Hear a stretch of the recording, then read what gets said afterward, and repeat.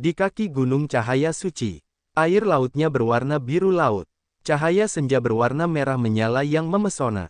Awan berwarna merah muda dan lautnya biru. Banyak kelompok awan yang mengambang di sekitarnya. Pemandangan di sini awalnya damai dan menenangkan. Namun, dua pemuda agresif yang sedang berkelahi telah menghancurkan pemandangan yang indah ini. Saat ini, di area pemandian berbentuk oval, puing-puing batu berhamburan kemana-mana di udara. Tanah telah menjorok, membentuk banyak kawah yang dalam. Setelah suara ledakan yang menusuk bumi, tanah terbelah, menciptakan kawah tanpa dasar. Air laut segera membanjiri kawah itu yang seperti jurang sedalam 1000 zang. Dua kekuatan besar yang saling bertentangan telah membuat air laut naik seolah-olah ingin menenggelamkan langit dan bumi. Di dalam area pemandian, puing-puing kedai minuman berserakan di mana-mana, banyak panci dan wajan mengambang di air. Beberapa makanan juga terombang-ambing di atas air. Area pemandian alam telah menjadi tempat pembuangan sampah dan tidak mempertahankan keanggunannya sebelumnya. Semuanya disebabkan oleh dua orang yang bertarung di dalam kawah yang menganga itu. Boom! Suara seperti guntur bergemuruh muncul dari dalam kawah. Seluruh area pemandian bergetar. Di dalam kawah itu, segel energi yang tak terhitung jumlahnya mengembun bersama di tengah cahaya yang menyilaukan. 7 segel energi besar bergabung menjadi satu, yang seperti tangan raksasa malaikat yang membawa aura penghancur bumi, melesat ke arah Mengu. Mengu terlempar keluar dari kawah. Di tengah hujan yang memercik, wajah Mengu pucat, dan otot-otot di tubuhnya yang kokoh terus-menerus kejang. Kekuatannya yang mengerikan masih ada di sana, tetapi tampaknya Mengu tidak dapat menggunakan kekuatannya lagi. Di bawah serangan segel energi, Mengu kemudian terhantam hingga ratusan zang dan terus terbanting dan terjepit oleh aliran air yang sangat besar. Tubuh Mengu yang seperti kerbau sekarang seperti perahu kecil di tengah derasnya air yang jelas akan terbalik. Di tengah derasnya air yang bergejolak, kekuatannya tampaknya berada dalam keadaan, roh bersedia tetapi daging lemah. Benih berbakat dari sekte barbar yang tidak berbudaya, pemuda yang menduduki peringkat kedua dalam peringkat kekuatan, saat ini, tampaknya, kalah. Banyak orang di area perdagangan tidak percaya pada mata mereka sendiri. Di tengah diskusi yang ramai, dari sudut yang tidak ada yang memperhatikan, sebuah teriakan anggun tiba-tiba terdengar, cukup. Cao Zilan, yang telah lama menghilang, tiba-tiba muncul. Tubuhnya ditutupi dengan lapisan cahaya yang indah saat dia berjalan di permukaan air, mendekati Mengu. Tidak seorang pun tahu bahwa dia bersembunyi di danau selama itu. Ketika kedua pria itu bertarung, karena dia menghilang tanpa jejak, orang-orang mengira dia sudah pergi. Tidak disangka bahwa ketika pertarungan hampir berakhir, dia tiba-tiba muncul kembali. Sepertinya dia telah menonton pertarungan sengit antara kedua pria itu dalam kegelapan dan menertawakan dirinya sendiri. Mungkin fakta bahwa ditolak mentah-mentah oleh Si Yan telah membuatnya sangat kesal sehingga dia, dari awal hingga sekarang, tidak muncul untuk mencegah pertarungan atau meminta Mengu untuk berhenti. Banyak orang tahu bahwa Mengu dari sekte barbar yang tidak berbudaya tampaknya hanya mendengarkannya. Namun, mengapa dia tidak menghentikannya, tidak diketahui. Tidak diketahui apakah dia ingin mengejek Si Yan atau memberitahu Mengu betapa berbahayanya Si Yan karena dia hanya bersembunyi diam-diam selama itu. Tidak ada yang tahu niatnya yang sebenarnya. Namun, pada saat kritis ini, dia akhirnya muncul. Begitu dia muncul, dia melompat ramping seperti burung phoenix. Cahaya-cahaya cemerlang itu bergerak ke sekeliling, menutupi seluruh tubuhnya.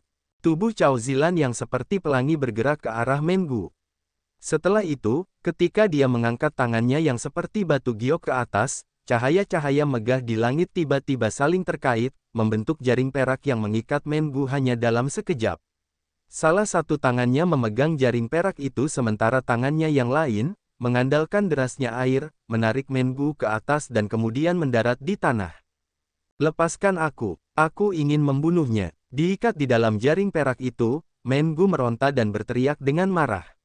Aura pembunuh tiba-tiba menyerang wajah orang-orang. Pada saat ini, tampaknya kekuatan Mengu masih sama ganasnya seperti sebelumnya. Karena itu, dia masih ingin mempertaruhkan nyawanya untuk melawan Si Yan, menjatuhkan Si Yan tepat di depan Cao Zilan. Kau harus tenang. Cao Zilan mengernyitkan alisnya dan kemudian melemparkan vas batu giok kepadanya. Ambil pelet di dalam vas itu dengan cepat. Tubuhmu terluka parah. Kau tidak memiliki roh bela diri abadi seperti yang dimilikinya. Jika kau terus bertarung, kau pasti akan mati.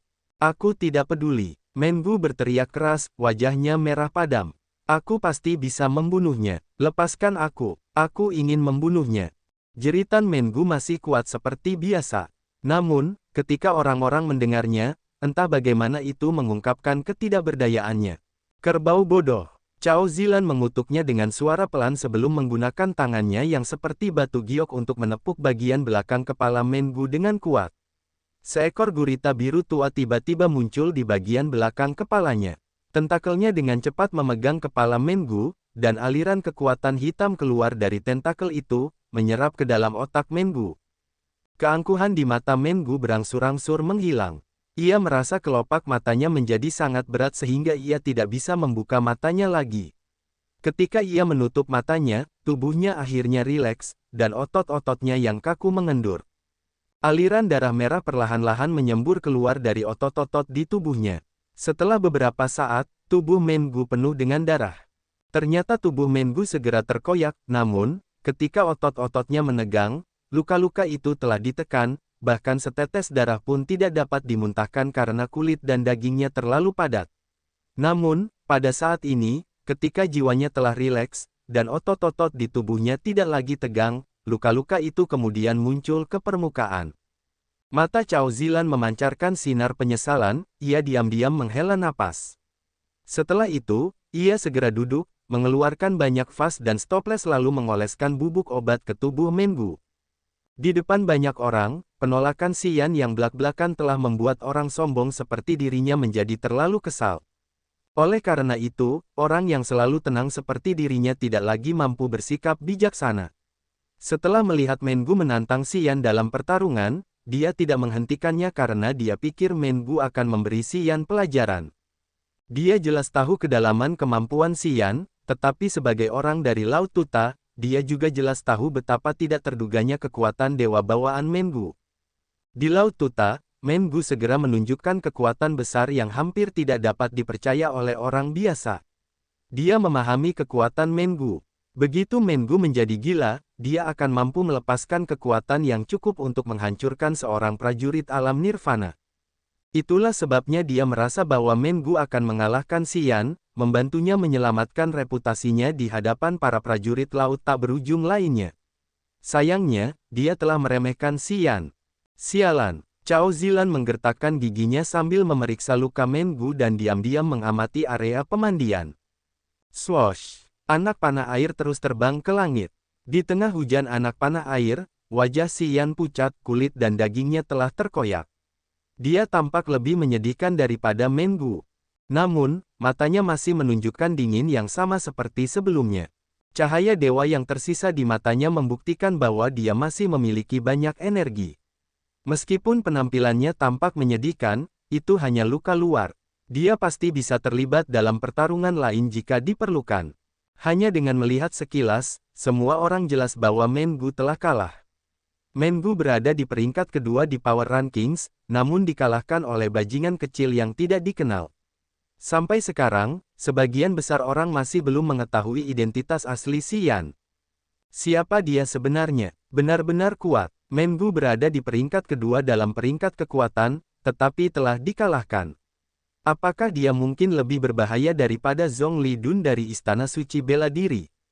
Tidak mungkin. Zhong Lidun telah menembus alam nirvana untuk waktu yang lama dan akan mencapai langit kedua alam nirvana. Di dunia ini, hanya tempat kuno dan mistis seperti Istana Suci Bela Diri yang dapat menempa monster semacam itu. Benar sekali, kesenjangan antara alam mereka terlalu besar, jadi dia jelas tidak bisa mengalahkan Zhong Lidun. Bagaimana jika dia juga menerobos alam nirvana? Ah, jika demikian, sulit untuk mengatakannya. Benar. Petik 2, Semua orang di area perdagangan itu berdiskusi dengan riuh, diam-diam membandingkan Xian dengan orang yang menjadi nomor satu di peringkat kekuatan, Zhong Lidun. Bagi mereka, karena baru saja mengalahkan Mengu, Xian telah menjadi bintang baru yang paling bersinar di peringkat kekuatan. Namun, mereka masih belum tahu siapa Xian. Xian bagaikan seekor burung besar yang menghentakkan kakinya di atas air lalu terus melompat ke atas. Dalam waktu singkat, dia sudah berada di tanah dan berjalan menuju Cao Zilan. Luka-luka di tubuh Xian telah berhenti berdarah, dan di depan banyak mata orang lain, luka-luka itu mulai sembuh dengan kecepatan yang terlihat. Roh bela diri abadi, monster dari keluarga Yang. Astaga, dia adalah monster dari keluarga Yang. Tidak heran. Sudah kubilang, hanya monster dari keluarga yang memiliki kekuatan bertarung yang aneh seperti itu. Semua orang berteriak dan menunjukkan kegembiraan di wajah mereka. Beberapa dari mereka juga mulai takut dan khawatir dengan pasukan mereka di rumah. Bukankah keluarga yang telah diusir dari laut tak berujung? Banyak orang yang curiga sekaligus heran. Mereka tidak tahu dari mana asal Xian. Namun, bagaimanapun, pertarungan ini telah mengejutkan semua orang. Berita tentang kembalinya keluarga yang ke laut tak berujung segera menyebar ke seluruh pulau. Untuk apa kalian datang ke sini? Wajah menawan Cao Zilan tiba-tiba memucat. Karena dia tahu bahwa Xian sangat kejam, dia tidak bisa menahan diri untuk melindungi Mengu yang tidak sadarkan diri dan kemudian merendahkan suaranya memohon, Xian, kamu dan dia bukanlah musuh atau memiliki dendam sebelumnya. Tolong berbelas kasihlah. Mata Xian masih dingin, wajahnya sedingin es.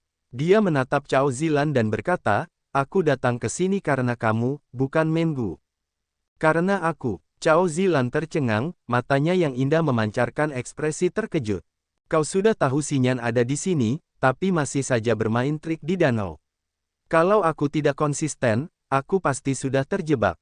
Xian mengernyitkan alisnya lalu tersenyum dingin, aku tidak suka dipermainkan. Aku peringatkan kau, kalau ini terjadi lagi, jangan salahkan aku karena tidak punya belas kasihan. Kau sengaja bertarung dengan Mengu karena kau ingin orang-orang memperhatikanmu melalui kekalahan Mengu. Bukankah kau sudah mendapatkan apa yang kau inginkan?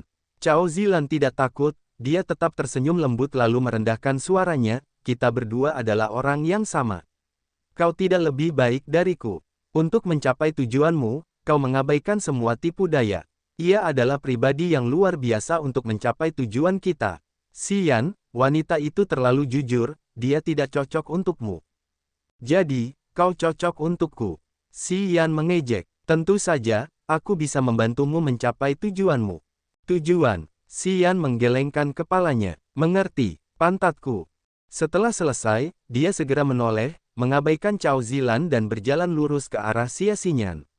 Ekspresi dinginnya perlahan menghilang. Di sisi gunung cahaya suci, Tang Yuanan dan para tetua dari Sekte Tiga Dewa semuanya berdiri bersama di cabang pohon juniper kecil. Tubuh mereka bergoyang lembut tertiup angin seolah-olah mereka tidak berbobot. Wajah para tetua Sekte Tiga Dewa sedikit menunjukkan keheranan mereka. Melihat Xian berjalan menuju Xia Xian di sana, mereka penuh dengan kecurigaan. Mereka bergumam, meskipun roh bela diri abadi dari keluarga yang sangat kuat, ia hanya memiliki efek pemulihan di awal, bukan efek peningkatan kekuatan tubuh. Salah satu tetua dengan wajah penuh bekas luka terombang-ambing sejenak dan berkata, seperti yang aku ketahui, roh bela diri abadi harus mencapai fase terakhir untuk menjadi menakutkan. Setiap kali menembus satu level, kekuatan roh bela diri abadi meningkat puluhan kali lipat. Namun, sebelum itu, efisiensinya hanya untuk meningkatkan kemampuan pemulihan daging dan fleksibilitas tendon dan tulang. Para tetua lainnya juga mengangguk. Tubuh barbar kuno Mengu berbeda. Keganasan Mengu terlihat dari kekuatan tubuhnya. Bahkan jika dia tidak menggunakan ki mendalam, kekuatan tubuh barbar kuno masih dapat dibandingkan dengan serangan berkekuatan penuh dari seorang prajurit alam bumi biasa. Jika Mengu mengeluarkan seluruh kekuatannya, dia akan dapat mengalahkan alam nirvana. Dalam pertarungan tatap muka seperti ini, aku tidak tahu bagaimana dia bisa kalah. Tetua itu merenung sejenak sebelum melanjutkan, kedua pria ini tidak menggunakan harta rahasia apapun.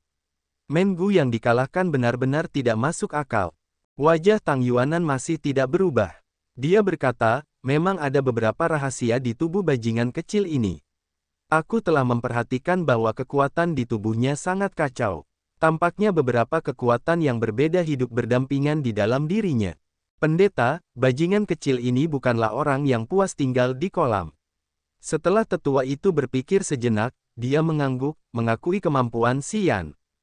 Semua orang tampaknya setuju. Tang Yuanan tertawa terbahak-bahak. Dia berkata, dia masih belum tahu cara menggunakan roh bela diri bintang. Mata semua orang berbinar. Di dalam roh bela diri yang telah ditransmisikan Dewa Bintang, ada tanda spiritualnya. Begitu Xian tahu cara mengaktifkan teknik rahasia dariku, itu akan. Tang Yuanan tidak berkata lebih jauh. Para tetua sekte tiga dewa semuanya terguncang ketakutan. Wajah mereka menjadi aneh. Masalah ini, tunggu sampai kita pergi ke Pulau Bulan untuk menyelenggarakan konferensi sekte, lalu kita akan memutuskan apakah dia bisa menjadi Dewa Bintang yang baru atau tidak.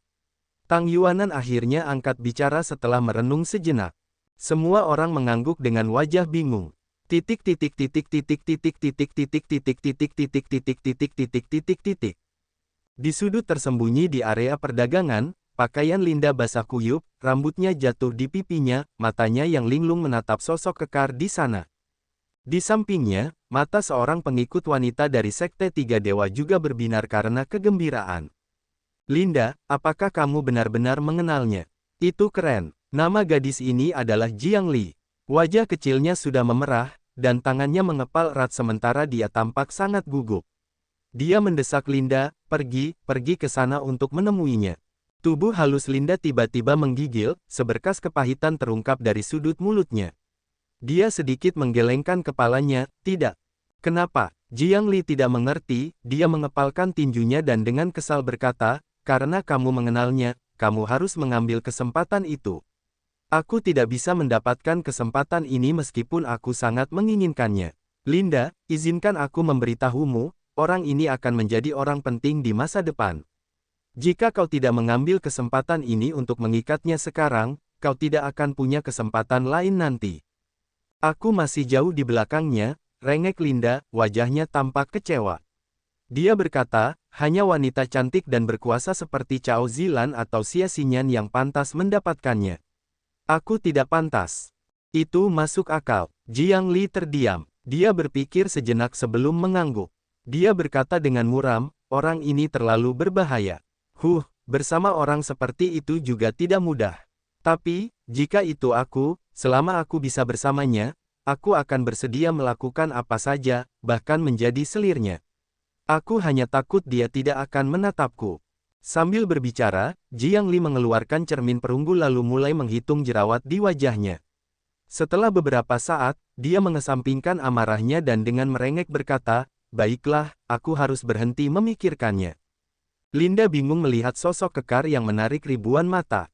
Karena dia tidak memiliki cukup keberanian untuk berjalan, dia hanya bisa berdiri di sudut gelap, diam-diam memperhatikan tubuh Xian yang kuat yang tampaknya memiliki cahaya dewa yang melilitnya.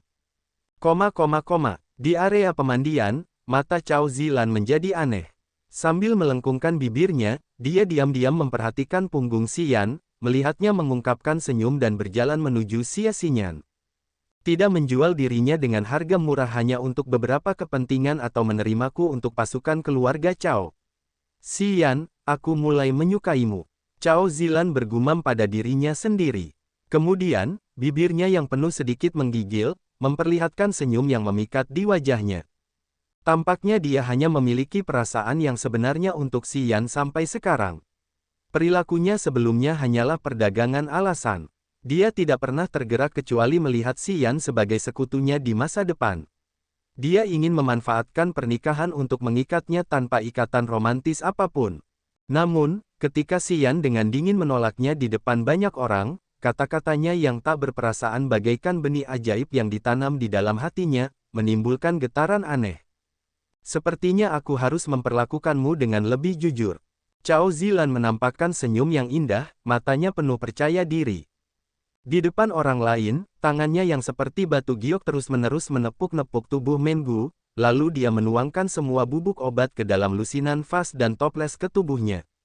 Beberapa pria kekar dengan kain kulit melilit tubuh mereka tiba-tiba muncul, berdiri dalam satu baris di belakang Mengu. Tunggu sampai dia bangun, lalu berikan dia obat dalam vas batu giok ini. Cao Zilan berdiri, dengan lamban menegakkan punggungnya. Cahaya menyilaukan di sekitar tubuhnya berangsur-angsur menghilang, memperlihatkan gaun biru yang memeluk lekuk tubuhnya yang memesona. Ketika dia dengan malas meregangkan bahunya, lekuk yang terekspos di dadanya membuat semua orang gelisah. Para pendekar besar dari sekte barbarian tak berbudaya tiba-tiba tersentak dengan wajah memerah, tetapi mereka tidak berani memiliki pikiran jahat. Sebagai salah satu kekuatan di Laut Tuta, mereka tahu betapa kuatnya keluarga Cao, dan bahkan tahu lebih jelas tentang status wanita cantik ini di keluarga Cao. Meskipun kekuatan sekte barbarian tak berbudaya sangat besar, mereka tetap harus menyerah jika berhadapan dengan keluarga Cao. Orang-orang di luar Laut Tuta tahu bahwa keluarga Cao sangat berbahaya, tetapi mereka masih belum mengetahui kemampuan keluarga Cao yang sebenarnya yang bahkan lebih mengerikan dari apa yang dapat mereka bayangkan. Para pendekar Laut Tuta ini mengetahuinya dengan sangat baik. Meskipun Mengu telah terluka karena dia, mereka tidak berani menunjukkan niat balas dendam. Jaga baik-baik Mengu, dia hanya mengalami luka luar. Setelah menggunakan obat-obatanku, dengan tubuhnya, dia akan pulih setelah 7 hari. Cao Zilan menginstruksikan mereka seolah-olah orang-orang dari sekte barbarian tak berbudaya adalah bawahannya. Baru setelah itu, dia menggerakkan tubuhnya yang menawan dan pergi. Para pengikut sekte barbar tak berbudaya itu mengangguk terus-menerus, tampaknya tidak marah pada Cao Zilan ketika dia memperlakukan mereka seperti pelayan keluarga Cao. Hahaha, aku tidak menyangka kau seberbahaya itu. Ye Zhangfeng mengangkat cangkir anggurnya dan menyesapnya. Dia memperlihatkan senyum tidak sopan di wajahnya.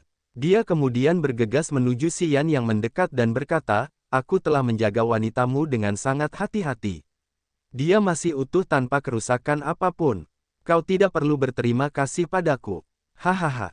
Xia Xinyan tersipu dan dengan malu menatapnya. Ye Zhangfeng tidak takut. Dia terus berbicara dan tertawa, tidak perlu malu. Ketika Nona Cao merebut pria Anda, bukankah Anda sangat proaktif? Ketika semuanya telah baik-baik saja lagi, apakah Anda sekarang akan menolaknya? Hahaha, kalian semua wanita penipu. Saya tahu itu. Lin Yaqi memarahinya, bisakah Anda menutup mulut bau Anda sebentar? Sangat sulit bagi mereka untuk saling bertemu. Ketika mereka akan mengatakan sesuatu yang sangat manis dan sentimental, kalian bajingan itu pasti telah melompat masuk dan merusak suasana hati.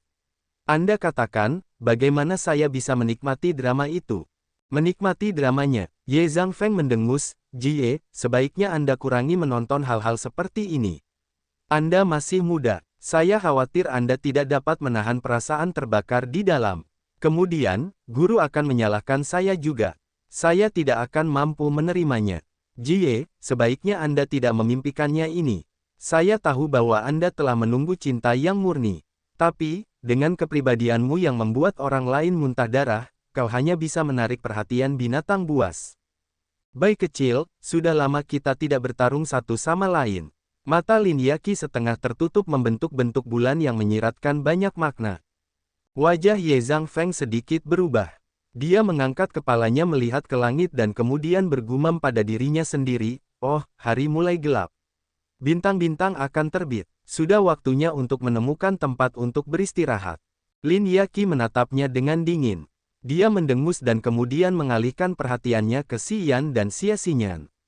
Wajahnya penuh dengan harapan.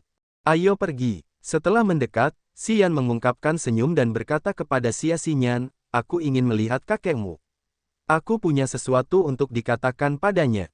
Xia Xinyan tersenyum dan mengangguk, oke. Setelah berbicara, dia langsung keluar tanpa memperhatikan orang lain yang mengelilinginya. Wajah Lin Yaqi sekarang dibanjiri kekecewaan. Dia berkata dengan putus asa, tidak seperti itu. Jangan bilang kau ingin melihat adegan panas. Ye Zhangfeng terkikik. Sebelum Lin Yaqi merasa kesal, dia buru-buru berkata, Jie, kau bebas, ayo ikuti mereka untuk melihat. Aku akan mengikutimu. Lin Yaqi mengangguk lalu buru-buru mendesak, ayo pergi. Cepat. Tentu saja, tentu saja. Ye Zhangfeng memaksakan senyum. Dia kemudian buru-buru berlari mengejar Xian dan berteriak, kakak yang baik, tunggu aku.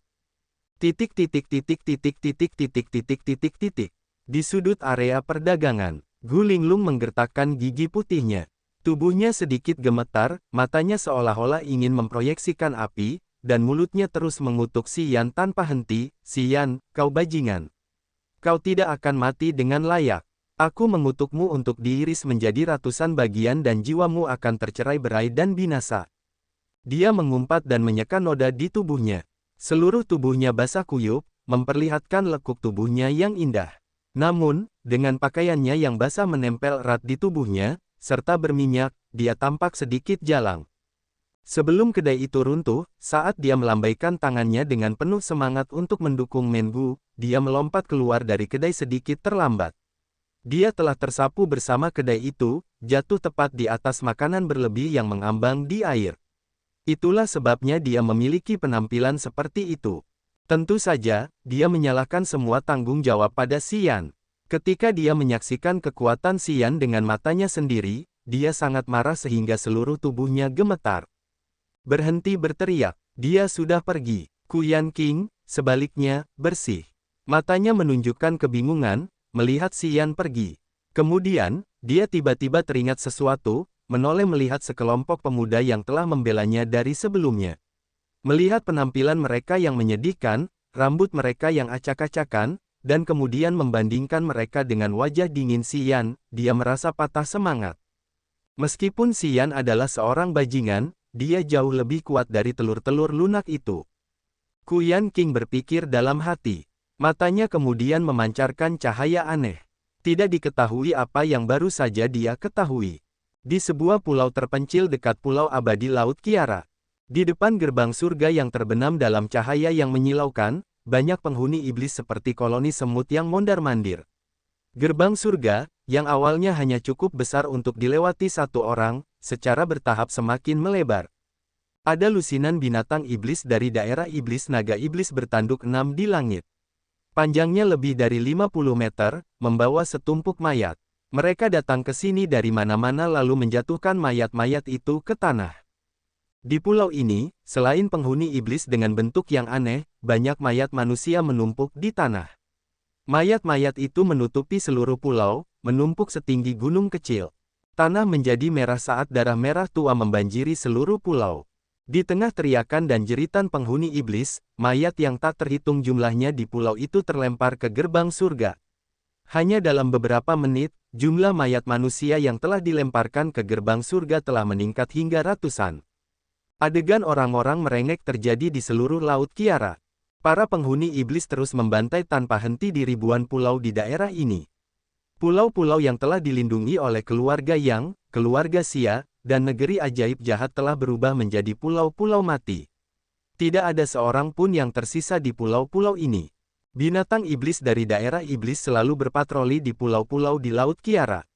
Mereka semua memiliki tubuh yang besar dan ditunggangi oleh para penghuni iblis.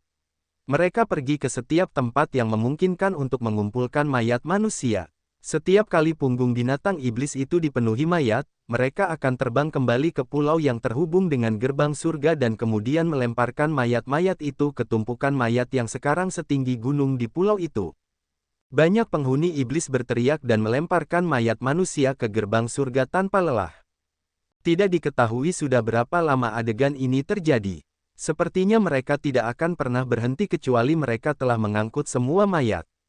Daerah iblis keempat. Langit yang suram tidak memiliki bulan, bintang, maupun matahari, kecuali pemandangan yang buas dan suram hingga ke cakrawala. Pegunungan hitam pekat mendominasi, menutupi seluruh langit dan bumi. Di hutan gelap yang luas, racun iblis yang pekat melayang di atas pohon-pohon raksasa yang menakutkan yang tidak dapat dilihat di Grace Mainland. Binatang-binatang iblis, yang memiliki tubuh besar puluhan meter, bertarung dengan marah satu sama lain. Pertempuran berdarah terjadi di sana-sini. Di atas hutan gelap yang luas, mayat-mayat yang tak terhitung jumlahnya melayang-layang di langit. Mayat-mayat itu terhubung, membentuk gumpalan daging yang memanjang ke cakrawala. Semua mayat itu adalah manusia, tepatnya, manusia dari Laut Kiara di Laut Tak Berujung. Banyak mayat bertumpuk, saling terhubung membentuk jembatan besar. Satu sisi jembatan terhubung dengan gerbang surga yang megah. Setiap kali mayat-mayat itu muncul, ratusan penghuni iblis alam langit di gerbang surga menuangkan jiwa-jiwa manusia keluar dari vas dan guci di tangan mereka. Karena jiwa-jiwa dari Laut Kiara itu telah ditempa dengan teknik rahasia, mereka penuh dengan aura jahat. Begitu mereka keluar dari vas, mereka dimurnikan secara kasar sekali lagi sebelum berubah menjadi cairan hitam. Cairan ini mengalir ke mayat-mayat itu, yang membuat celah di antara mayat-mayat ini menjadi sangat padat. Tampaknya penghuni iblis di daerah iblis ini sedang membangun jembatan. Konstruksi ini luar biasa besar. Tidak diketahui sudah berapa lama jembatan ini dibangun. Jutaan mayat manusia digunakan untuk membangun fondasi jembatan ini. Cairan hitam yang diciptakan oleh jutaan jiwa manusia digunakan untuk membuat beton. Cairan itu mengambang di langit daerah iblis, menuju ke tempat yang sangat terpencil di daerah iblis. Cahaya hitam terus-menerus menyala di jembatan besar itu. Jembatan jiwa tergantung di langit daerah iblis. Salah satu ujungnya terhubung ke gerbang surga dan ujung lainnya mengarah ke tempat mistis daerah iblis. Setiap kali lebih banyak mayat dan jiwa dilemparkan ke gerbang surga, jembatan jiwa perlahan-lahan akan memanjang sedikit. Jarak antara salah satu ujung jembatan dan tempat mistis daerah iblis semakin pendek. Konstruksi spektakuler ini sepertinya akan segera selesai. Dunia bawah 7 kali lipat. Langit berwarna hijau tua, dan udara dipenuhi aura dingin dan erosif. Jauh di depan, tanah penuh dengan lubang-lubang yang dalam. Lubang-lubang yang dalam itu seperti mulut berdarah yang terbuka lebar yang menunggu daging manusia. Di dalam lubang-lubang itu, cairan berwarna-warni itu mengoceh, di tengahnya, gelembung-gelembung udara terus-menerus melepuh. Gelembung-gelembung udara itu melepuh lalu meledak. Aura dengan warna yang berbeda menyebar keluar dari dalam lubang dan kemudian bercampur dengan aura gelap dunia ini, membuat aura gelap semakin padat. Jika melihat ke bawah dari langit, tidak ada daerah yang rata dan datar di tanah ini. Tanahnya kasar dan kasar. Lubang-lubang yang dalam itu, tempat gelembung udara terus-menerus melepuh, seperti jerawat, setiap kali mereka pecah, beberapa aura menakutkan terbang keluar. Di antara lubang-lubang itu, ada sebuah gua besar yang menempati 1/10 wilayah benua ini. Di dalam gua besar ini, cairan hitam itu berdeguk. Gua ini memiliki banyak jalan yang terhubung dengan banyak gua lainnya yang membuat cairan dari semua gua di seluruh benua mengalir ke satu tempat, menciptakan laut dalam yang aneh. Laut dalam itu tak terbatas. Bahkan lebih besar dari gabungan 5 lautan besar di laut tak berujung. Di laut dalam, air lautnya berwarna hitam yang tampaknya terus mendidih. Gelembung-gelembung, besar dan kecil, terus-menerus melepuh lalu pecah, menyebarkan aura warna-warni. Aura warna-warni itu mengembun menjadi tirai miasmatik yang padat dan tak tersebar, menutupi seluruh langit laut dalam. Di atas laut dalam, mayat-mayat Dark Dweller yang tak terhitung jumlahnya melayang-layang. Banyak Dark Dweller berdiri di atas mayat-mayat itu. Di dalam pusaran air di tengah laut dalam, putaran-pusaran air itu terus-menerus menelan mayat-mayat Dark Dweller yang melayang-layang di atas laut dalam. Setiap detik berlalu, puluhan mayat tersapu ke dalam pusaran air itu. Di tengah pusaran air, banyak Dark Dweller di udara menuangkan jiwa-jiwa Dark Dweller yang terkandung dalam vas-vas di tangan mereka. Setelah itu, jiwa-jiwa ini juga berubah menjadi cairan hitam yang menyiram mayat-mayat itu. Selain itu, di tengah pusaran air, kolom cahaya redup, yang seperti mulut besar binatang iblis, perlahan melahap mayat-mayat itu. Sisi lain dari mulut besar itu adalah tempat yang suram. Di tengah udara, jembatan jiwa, yang terbuat dari mayat-mayat penghuni kegelapan, secara bertahap meluas ke arah yang terus-menerus. Di ruang ini, tidak ada aura kekuatan. Tidak ada langit, tidak ada bumi, dan tidak ada makhluk hidup, kecuali hanya jembatan jiwa. Di ruang yang suram ini, jembatan jiwa tampaknya dipacu oleh suatu kekuatan yang tidak diketahui. Setiap kali satu mayat ditambahkan, jembatan jiwa itu kembali menjangkau sedikit lebih jauh. Arah yang dituju jembatan jiwa ini sama dengan tempat yang dituju jembatan jiwa daerah iblis. Begitu kedua jembatan jiwa ini berdampingan, dunia bawah 7 kali lipat dan daerah iblis keempat akan saling terhubung setelah puluhan juta tahun. Untuk menghubungkan ruang-ruang suram ini, Raja Kegelapan Dunia bawah 7 kali lipat dan Raja Iblis daerah iblis telah merencanakannya selama lebih dari ratusan tahun. Titik waktu ketika kedua dunia ini terhubung semakin dekat. Di daerah iblis keempat, di puncak gunung yang telah diciptakan oleh tumpukan tulang putih, 49 naga iblis terbang di langit. Naga iblis membuka mulut besar mereka, memperlihatkan taring berkilau yang dapat membuat orang lain gemetar ketakutan dan kemudian memuntahkan asap hitam. Aura naga dari naga iblis membanjiri seluruh puncak gunung tulang. Di puncak, ada 108 pilar tulang putih. Pilar-pilar itu indah seperti batu giok, gambar dewa iblis zaman kuno terukir di permukaan pilar. 108 pilar tulang putih membentuk formasi ajaib. Posisi mereka diatur berdasarkan perubahan bintang. Aura naga, yang dikeluarkan oleh 49 naga iblis, semuanya diserap oleh pilar tulang putih tersebut. Ketika pilar tulang tersebut telah menyerap aura naga hingga tingkat tertentu, dewa iblis zaman dahulu, yang terukir di permukaan pilar, akan bangkit kembali dan kemudian bergegas menuju altar di tengah formasi. Altar berbentuk belah ketupat itu terbuat dari tulang putih. Lapisan batas memblokade sekeliling altar. Di antara lapisan batas di luar altar, banyak jenis aura penghancur bumi saling bertentangan tanpa henti, memancarkan gelombang energi yang begitu dahsyat sehingga semua prajurit di area iblis dapat merasakannya. Seorang lelaki tua kurus dengan rambut putih di pelipisnya dan wajah serius berdiri di tengah altar. Dia benar-benar telanjang, menderita berbagai jenis kekuatan yang menyerang tubuhnya. Selain itu, dia juga menahan serangan dewa iblis zaman dahulu yang dapat menyerangnya kapan saja. Setiap kali satu dewa iblis zaman dahulu menerobos batas dan masuk ke dalam, tiba-tiba muncul senjata suci di tubuh telanjangnya yang memancarkan cahaya suci setinggi ribuan zang. Senjata suci itu mengandung kekuatan dewa yang luar biasa, memancarkan cahaya yang mirip dengan cahaya matahari dan cahaya bulan yang menyatu. Selain itu, senjata suci itu terus mengeluarkan aura yang dahsyat tanpa henti. Dewa iblis zaman dahulu melepaskan berbagai sihir, baik mengayunkan lengan mereka untuk meluncurkan ribuan sambaran petir, atau pukulan keras yang seberat gunung, atau terbagi menjadi ratusan dewa iblis. Namun, semua serangan terhadap lelaki tua itu hancur dan terpental oleh gelombang energi senjata suci.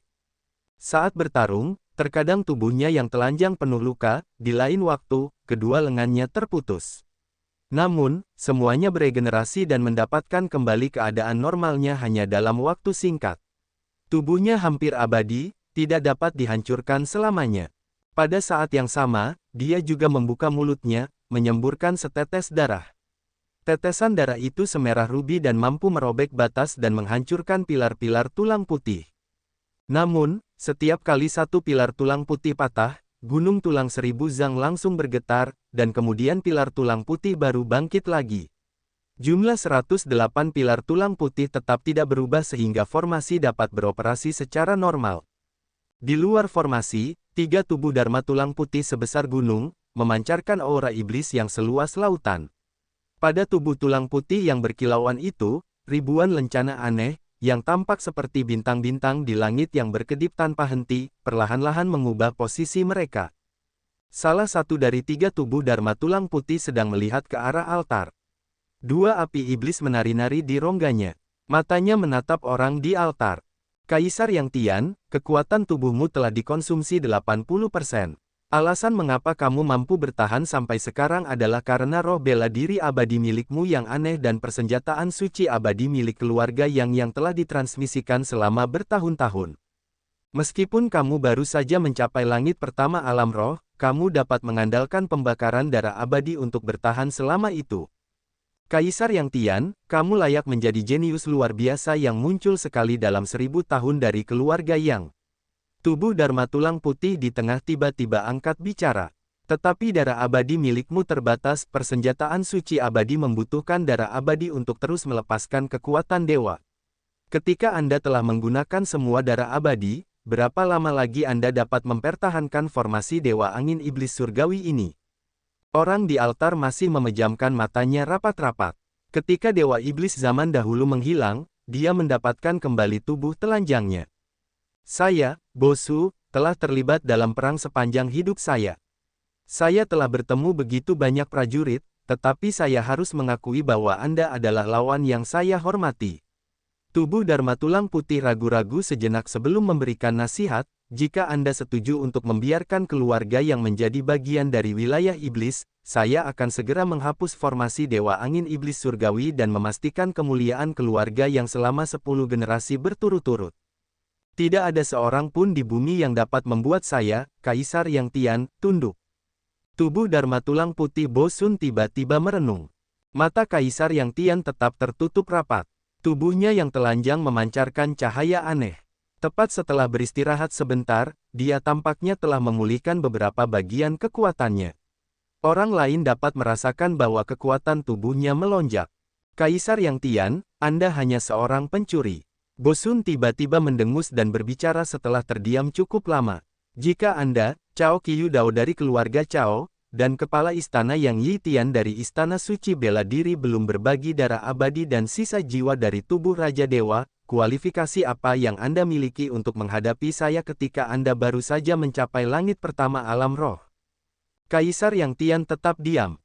100 tahun yang lalu, Anda, Cao Qiu Dao, dan Yang Yi Tian baru saja memasuki alam nirvana, tetapi Anda memiliki keberuntungan besar.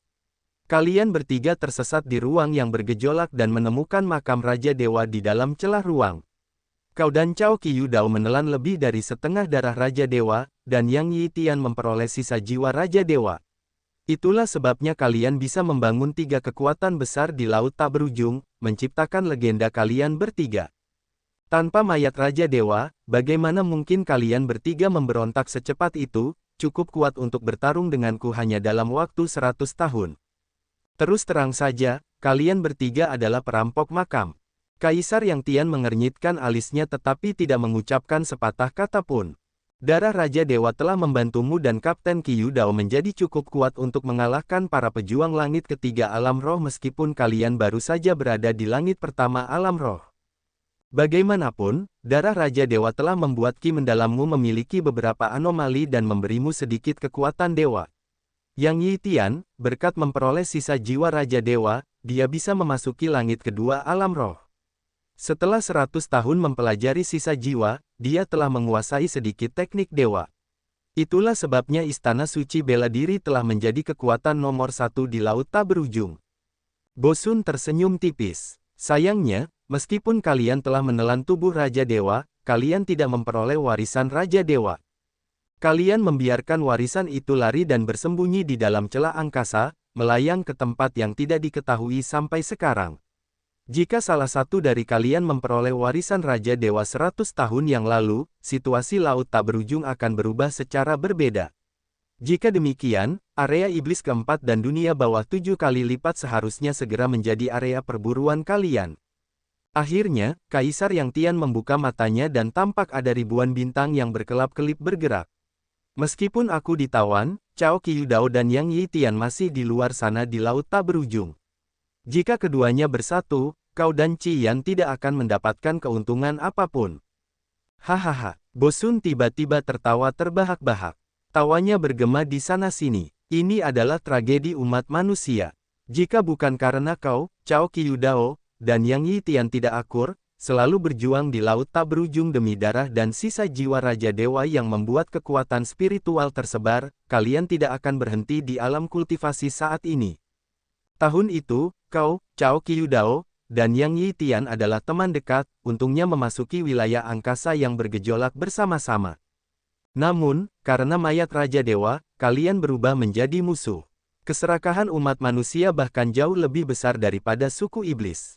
Karena kalian tidak akur satu sama lain, kalian semua terluka setelah beberapa pertempuran. Itulah sebabnya kultivasimu menemui beberapa kesulitan. Kalau tidak, kekuatanmu saat ini seharusnya telah menghancurkan formasi Dewa Angin Iblis Surgawi. Kaisar Yang Tian diam-diam menghela napas tanpa berkata apa-apa. Sayang sekali, di rongga mata Bo Sun yang kosong, api iblis masih menari tanpa henti. Meskipun tahu bahwa kau telah ditangkap dalam formasi Dewa Angin Iblis Surgawi, Yang Yi Tian dan Cao Qiu Dao masih berpura-pura tidak tahu apa-apa tentang ini. Saat ini, pasukan suku iblis telah memasuki Laut Kiara, membantai jutaan orang di Laut Kiara.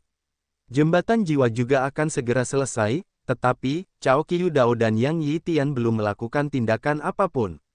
Sampai dunia bawah 7 kali lipat dan wilayah iblis terhubung, dengan kekuatan miliaran orang, kita pasti akan menyerbu laut tak berujung, membasmi Yang Yi Tian dan Cao Qiu Dao, tidak membiarkan mereka terus berkembang.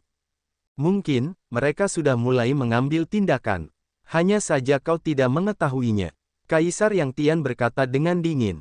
Sekarang sudah terlambat. Bosun tertawa terbahak-bahak yang dapat mengguncang langit dengan keras.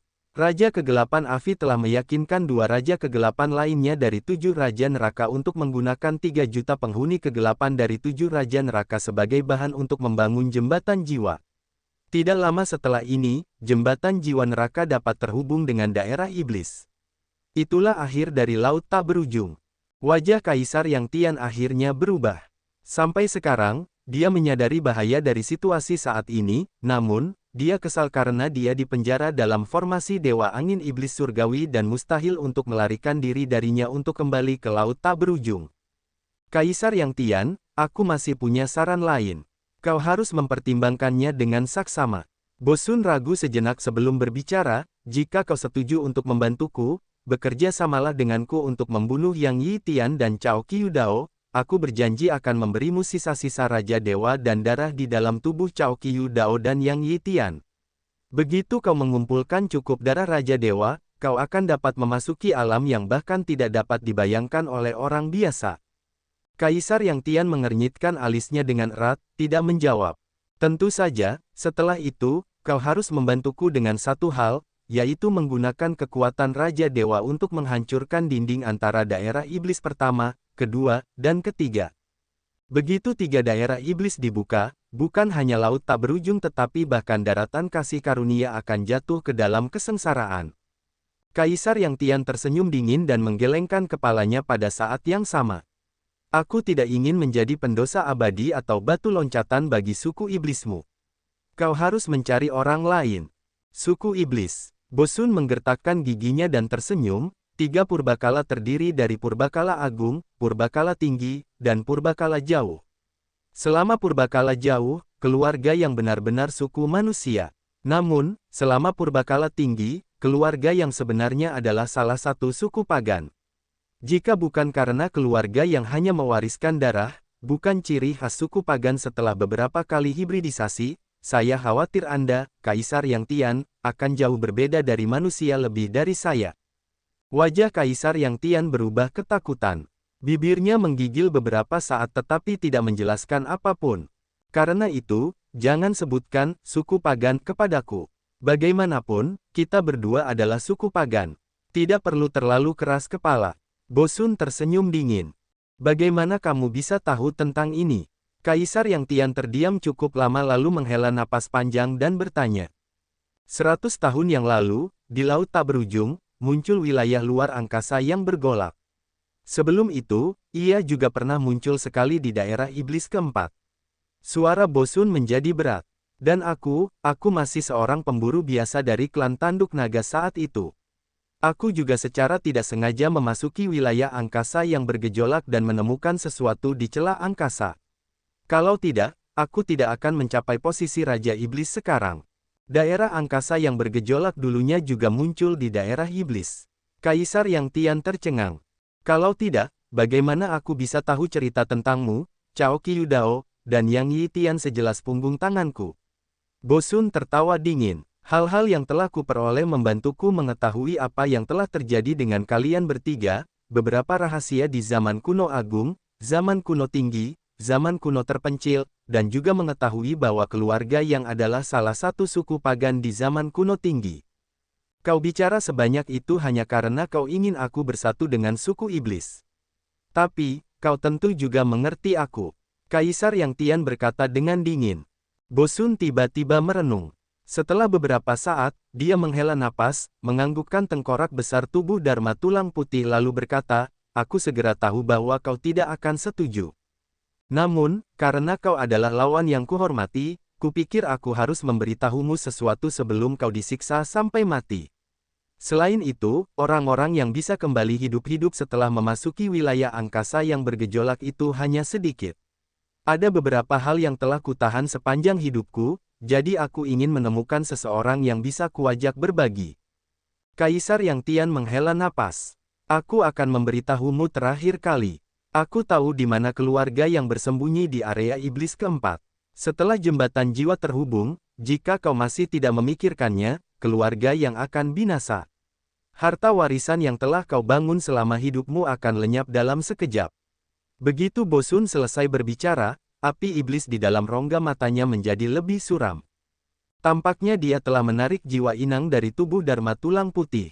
Pada saat yang sama, Dewa Iblis di 108 pilar tulang putih mulai beroperasi lagi, terbang keluar secara besar-besaran, melesat menuju Kaisar Yang Tian. Di Laut Langit, di Pegunungan Iblis Langit, seekor binatang buas sedang mencabik-cabik tubuh Stormy Rock tingkat ke-6. Setengah dari tubuh Stormy Rock yang panjangnya 5 meter telah dilahap. Otaknya dan kristal iblis telah ditelan. Binatang buas yang ganas ini menikmati mencabik-cabik mangsanya. Mata brutal binatang itu mengedipkan cahaya dingin yang dapat menghancurkan jiwa orang. Seluruh tubuhnya memicu cahaya hitam, auranya sangat menakutkan. Di sampingnya ada tumpukan tulang binatang raksasa. Kulit dan dagingnya telah dimakan habis, hanya menyisakan tulang putih. Tidak lama setelah itu, Stormy Rock juga telah dilahap habis. Tulang-tulang binatang itu tiba-tiba berderak, banyak lingkaran cahaya hitam mulai menyebar dari tubuhnya pada saat yang sama. Dimanapun cahaya hitam itu menyebar, pohon-pohon kuno di sana, yang tingginya puluhan meter, hancur. Binatang-binatang yang bersembunyi dari jauh juga menyadari gelombang energi itu, dan dengan demikian buru-buru melarikan diri tanpa meninggalkan jejak apapun setelah beberapa saat. Tulang-tulang binatang itu terus-menerus mengeluarkan suara ledakan. Tubuh sepanjang 10 meter itu terbenam dalam cahaya hitam dan mulai menyusut. Di dalam kepompong cahaya, binatang itu terus berubah tanpa henti.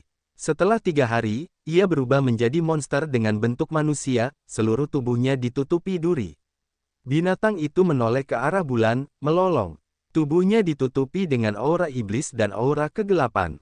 Aura brutal itu membubung tinggi ke seluruh langit.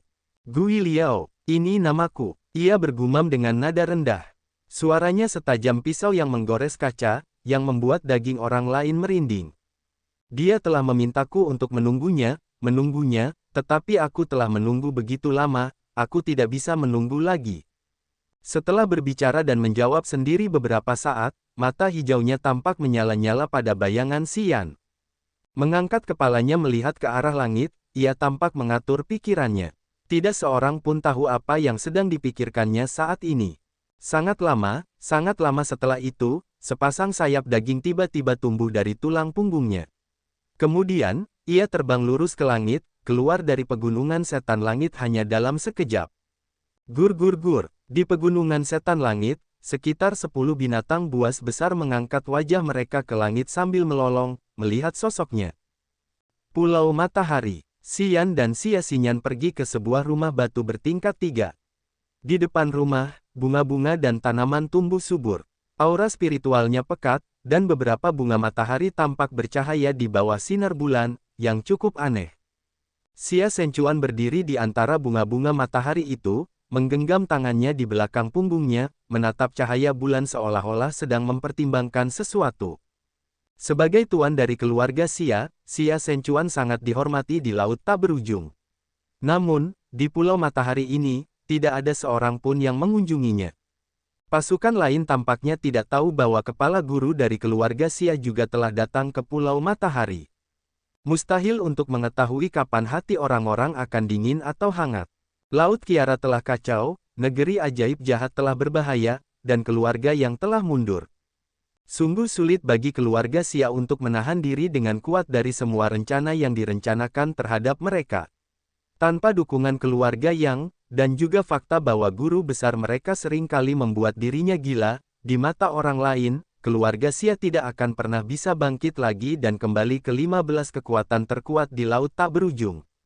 Oleh karena itu, ketika keluarga Xia mendekati laut dekat Pulau Awan Angin, baik Tanah Suci Danau Surga maupun keluarga Gu, awalnya, tidak menganggapnya sebagai masalah besar. Mereka bahkan ingin menyuap sisa-sisa pasukan keluarga Xia untuk membantu mereka menghadapi invasi Demon Dweller yang akan datang. Ambisi keluarga Xia segera tenggelam ke dasar gelas. Jika bukan karena Xian telah mengintimidasi Gu Shao dan Yukin untuk membuat masing-masing dari mereka memberikan 5 pulau yang kemudian menjadi tempat perlindungan keluarga Xia, konflik internal keluarga Xia akan lebih serius, yang mungkin akan membawa mereka pada perselisihan. Xia Senchuan tahu bahwa meskipun bahaya berada di mana-mana di Laut Kiara saat ini, hal itu juga menyembunyikan kesempatan bagi keluarga Xia untuk mengambil kembali kekuasaan mereka. Dia tidak tahu bagaimana cara mencapainya sebelumnya. Namun, setelah Xian kembali ke Laut Kiara, membuat Gu Shao dan Yu Qin tunduk, dia tampaknya telah merasakan sesuatu dan memutuskan untuk berpegangan erat pada keluarga yang bertaruh pada permainan ini. Xian, keluarga Xia telah memasang taruhan kami padamu. Aku harap kamu tidak akan mengecewakanku. Xia Shenchuan bergumam pada dirinya sendiri dengan penuh emosi di dalam hatinya. Dia menatap bulan yang cerah di langit sambil diliputi banyak pikiran yang rumit. Sudah 5 tahun sejak Xian pertama kali tiba di Laut Kiara. Sebelumnya, Xia Shenchuan sama sekali tidak tahu tentang Xian, jadi wajar saja jika pada dasarnya dia tidak pernah melirik bajingan kecil seperti dia. Namun, hingga sekarang, dia masih belum tahu trik macam apa yang dimiliki Xian untuk mengalahkan Gu Shao dan Yu Qin secara berturut-turut.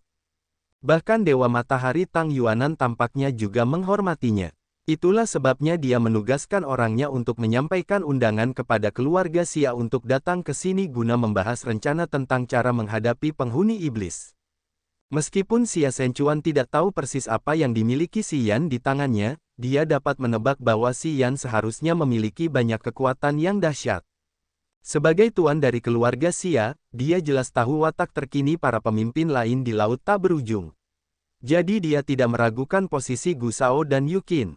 Mampu membuat Gu Shao dan Yu Qin tunduk dan dengan sukarela menyerahkan 5 pulau, Xian jelas memiliki kekuatan luar biasa yang telah membuat mereka sangat takut.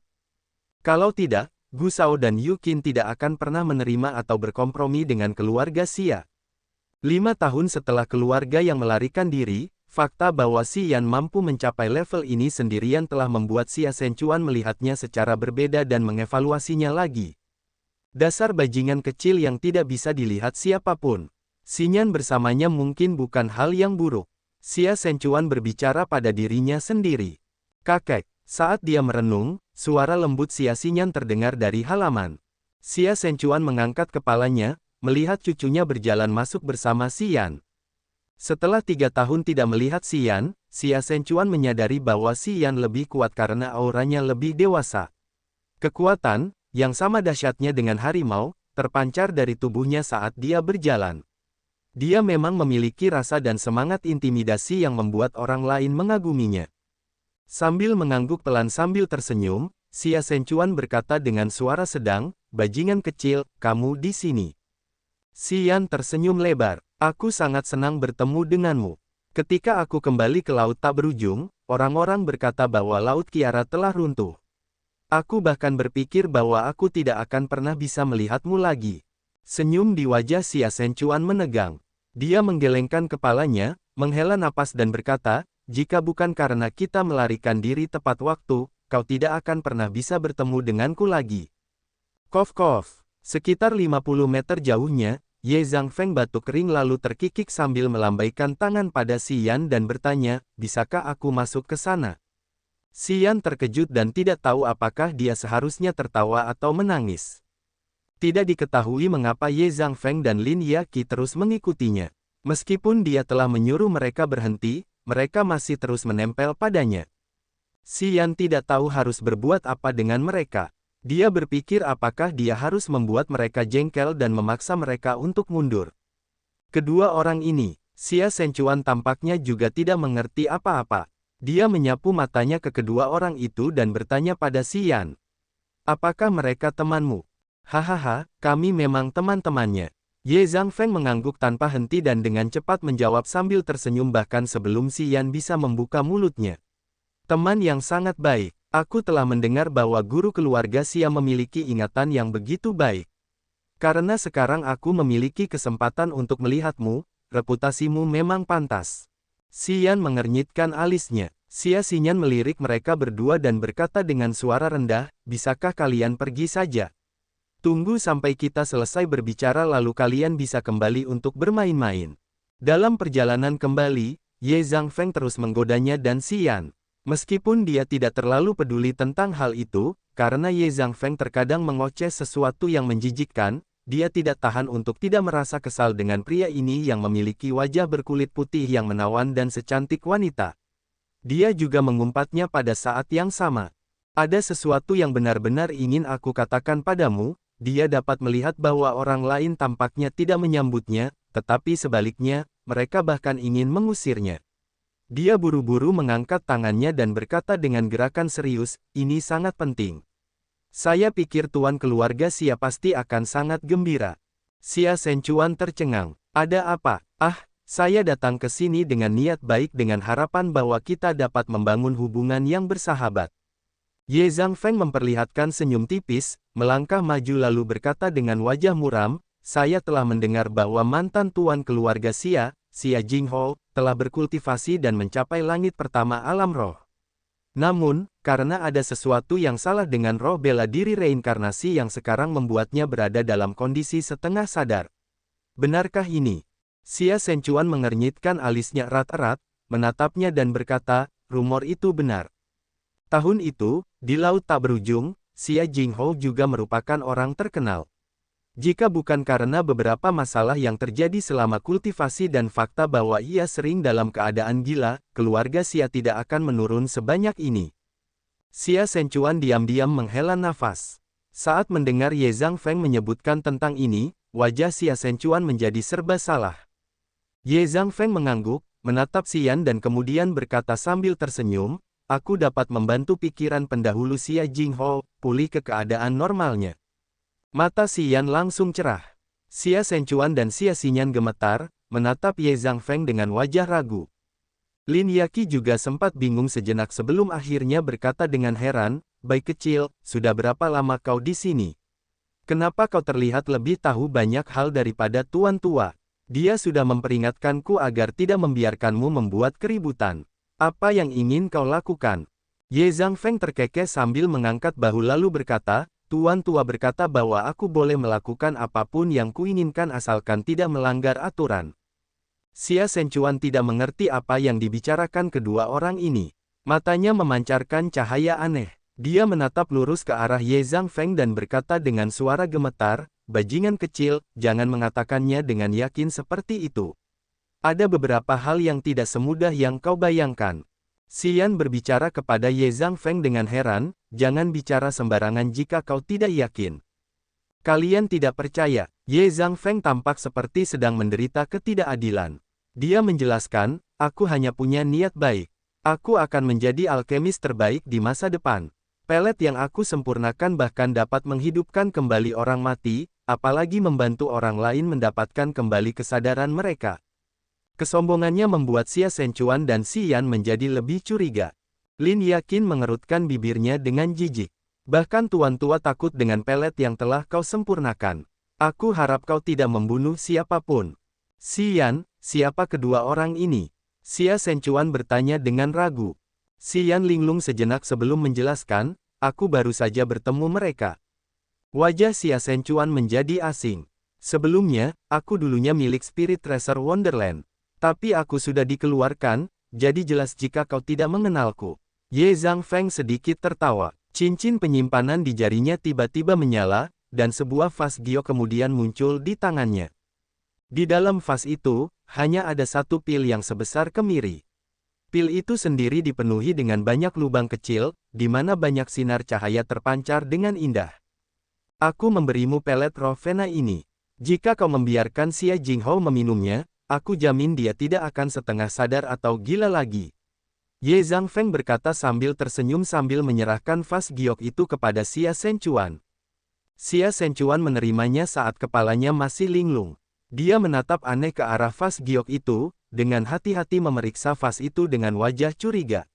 Bisakah pil ini benar-benar menyelesaikan masalah ayahku? Tentu saja, Ye Zhangfeng berkata dengan percaya diri. Mata Lin Yaqin memancarkan cahaya aneh.